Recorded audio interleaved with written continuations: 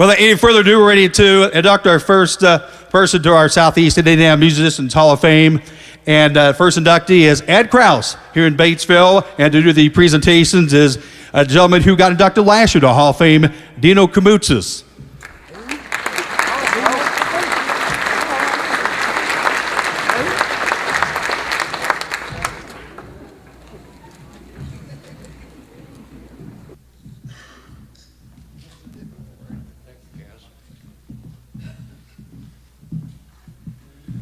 Good evening, ladies and gentlemen. I'll repeat Kaz's thanks.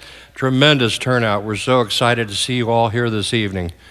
And again, thanks to Kim Powell for this great venue. I love this theater. Southeastern Indiana Musicians Association is a relatively new organization, but when you see the members and the people that have been inducted into our Hall of Fame, it has a truly great heritage. The inductee I'm bringing in this evening, the things we have in common are we both started playing professionally when we were in junior high school, and that was in the 1960s. I'm not nearly as young as I look. But Ed began playing in junior high school with a band called the Checkmates, and you've probably seen his picture up here with Dante. They were a really well-known local group in the late 60s. Ed went on to college. He became Indiana State Policeman, retired in 2000 as post commander at Versailles.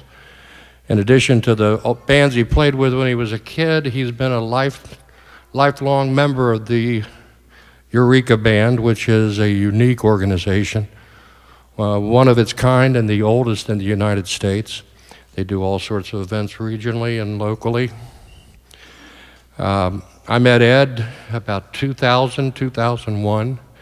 We played together for a lot of years in a band called Matrix, and I've had the pleasure of playing with him for, you get this old, it's hard to keep it straight sometimes, but for a lot of years as a duo. And we're really proud to induct him this evening. Ladies and gentlemen, Ed Krause.